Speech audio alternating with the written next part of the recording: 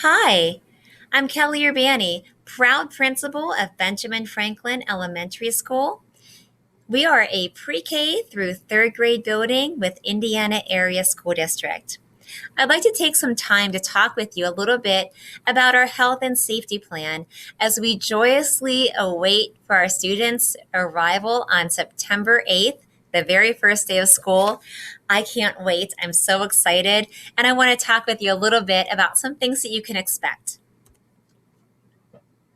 We're going to talk a little bit about arrival and drop off, face coverings, and social distancing. Information on these topics and many more can be found in our health and safety plan. You can download a copy for yourself at our district website, www.iasd.cc.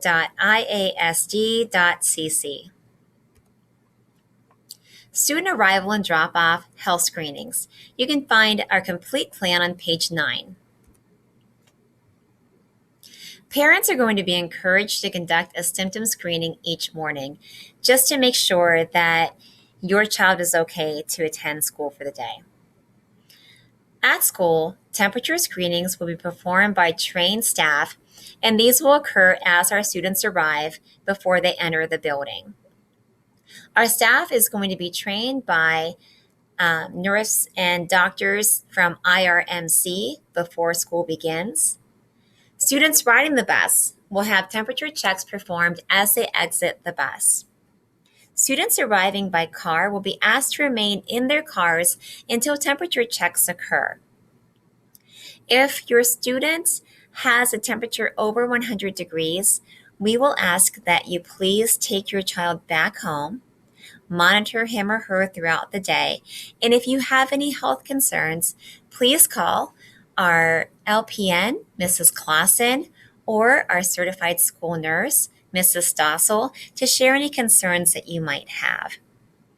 If a bus rider has a temperature over 100 degrees or is symptomatic, he or she will be immediately escorted to the nurse's office by one of our staff members.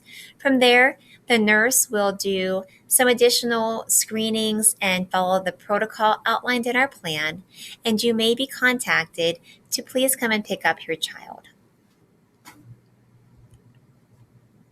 Face coverings. You can find information about this topic on pages 5 and 6 of the plan. Masks are going to be required with 3 feet of social distancing. Masks do not have to be worn when students are at least 6 feet apart. Mask breaks are going to be a part of our daily schedule, and I'm going to show you our mask break because this is new to all of us, and you may be wondering, what is a mask break? So in the red phase, our students will be remote learning 100% of the time. In the yellow and green phase, we're going to follow these guidelines. Students must be at least 6 feet apart during planned breaks. At least 3 breaks will be built into the school day for our students. Some may be much more frequent than others due to the developmental ages of our students and the variance in classroom schedules. Indoor mask breaks. This is going to be an identified classroom space or unoccupied hallway that will be used to allow at least half of our students to safely remove their masks while maintaining social distancing. Outdoor mask breaks will be a space outside identified where all of our students in a classroom can safely remove masks while maintaining social distancing. Mask breaks are going to last anywhere from 5 to 20 minutes is what we are envisioning. Some activities may include reading a book, listening to a story, eating a snack, reviewing notes, drawing, or even watching a short educational video. Mask breaks will also be given to individual students that need them throughout the day if the planned mask break isn't happening. So if your child is having a hard time keeping the mask on or is becoming fatigued, a teacher will gently and discreetly ask him or her if he needs a break and just help the child get 6 feet apart from others, take the mask off for a little bit, do some deep breathing, and then they can join the others for activities. We're going to be kind of going by this new mantra: when in motion, masks are worn. And that would mean that when we're moving in the hallways or around classrooms, we will have our masks on. Social distancing. You can see pages 13 through 15 of the Health and Safety Plan to learn more about this topic. Social distancing on the bus. We are going to have students sitting two per seat, and we're going to ask families to sit together. So that means brothers and sisters are going to need to get along on the bus. Masks are going to be worn on the bus to and from school, and that's for the safety of other children as well as for the safety of our school bus driver.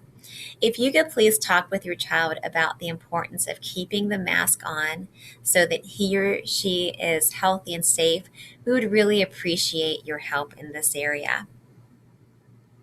If your child is not going to ride the bus this year, we also ask that you contact our Safety and Transportation Director, Mike Travis, to let him know.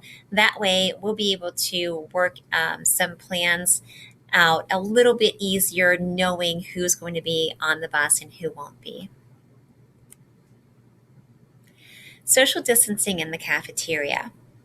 Approximately 70 students can fit in the cafeteria at Ben Franklin. Students are going to be seated at desks spaced about 6 feet apart. Students will be able to remove their masks to eat. There's going to be additional seating in our lobby and hallway in front of our main office. And weather permitting, and once routines are established, students may even be able to eat outside. This is our plan as outlined in the IASD Health and Safety Plan. Once again, in the red phase, students are going to be remote learning 100% of the time. In the yellow and green phase, we'll follow these guidelines. Breakfast and lunch may be eaten in the cafeteria, gym, or classroom. Students will sanitize their hands before and after mealtime. Masks are going to be worn to and from the eating areas, as well as when students are in the serving line. Students will be seated a minimum of 6 feet apart. The school is going to use disposable food service items, and students will continue to adhere to our school rule that they may not share any food or utensils during lunchtime. Social distancing during VPA, or vigorous physical activity, also known as recess. 4 classrooms will be able to play at a time. 2 will be in the lower play area, and that's the play area closest to our parking lot. And 2 will be up in the upper play area, which is closest to Philadelphia Street. In each play area, 1 class will play on the equipment while 1 class plays on the field. Classes are going to switch every other day so that every other day children have a chance to swing or slide or play some really fun games in the field with their teachers. Masks may be removed as long as 6 feet of distance occurs. On rainy days, indoor activities will have to occur in the classroom, and at that time we may need to keep masks on. Students will not use VPA time to complete classwork, and it will not be used as a behavioral consequence. Social distancing in the classroom. Approximately 18 to 20 students will be in each of our classrooms. Desks are going to be spaced 3 feet apart. Students will need to wear masks in the classroom, and each student will also be given a plastic bin to store individual items such as pencils, crayons, scissors, glue sticks.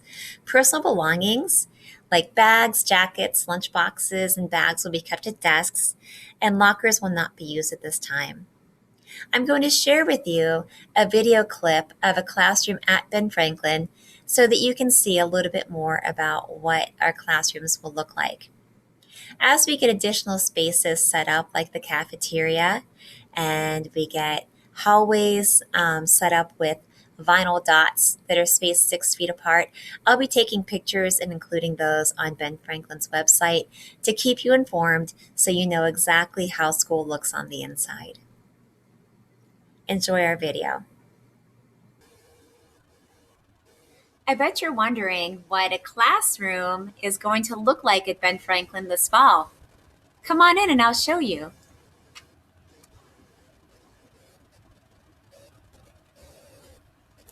This is a typical classroom at Ben Franklin. Right now, we are in Mrs. Gatsky's first grade classroom. As you can see, our desks are spaced 3 feet apart to maintain social distancing guidelines for our students.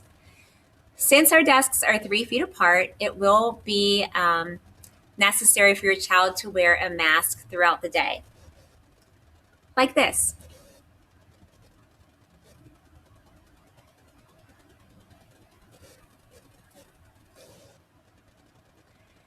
Here's a great skill that you can start practicing at home with your child.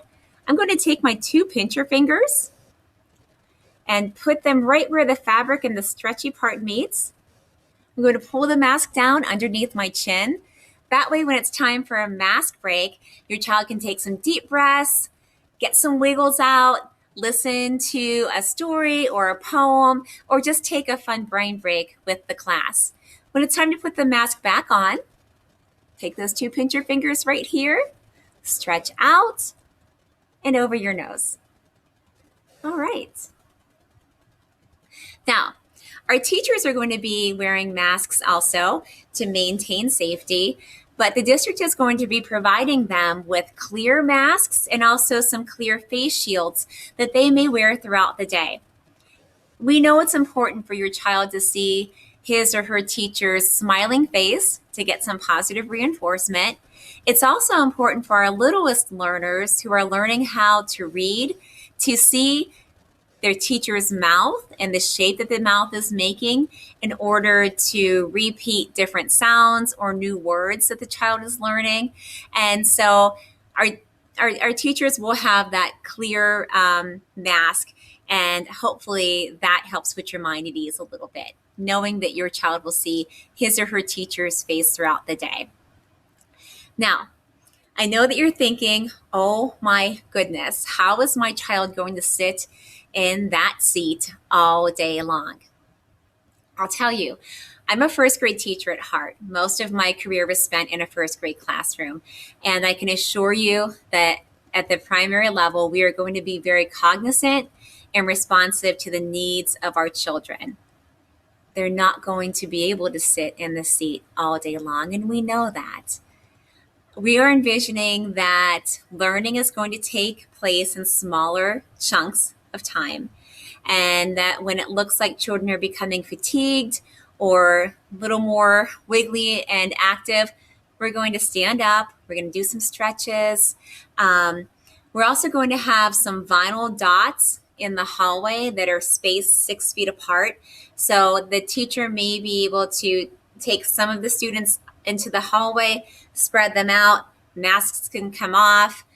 Children inside the classroom can spread out a little bit. The teacher can stand in the doorway to maintain supervision of all the students, and children will be able to take a break. And again, that's developmentally appropriate.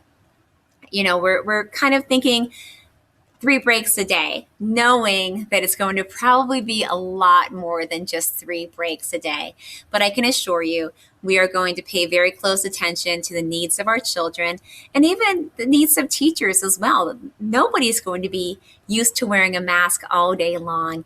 And so that's something that we'll have to build stamina in order to be able to do. And we're going to provide the appropriate amount of movement and break for children throughout the day.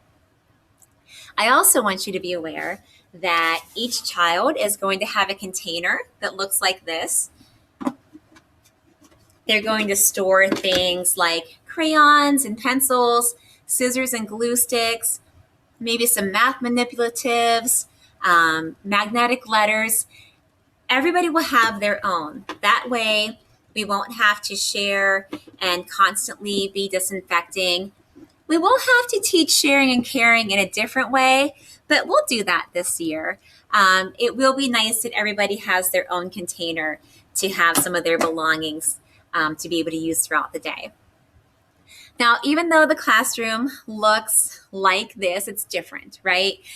We don't have small groups set up for cooperative learning, but there are still a lot of great things in the classroom. You can see that Mrs. Gatsky still has that word wall just waiting for new words to be introduced. We still have a nice space that children will be able to create beautiful pieces of writing and artwork to go on, anchor charts to refer back to new learning will be hung up.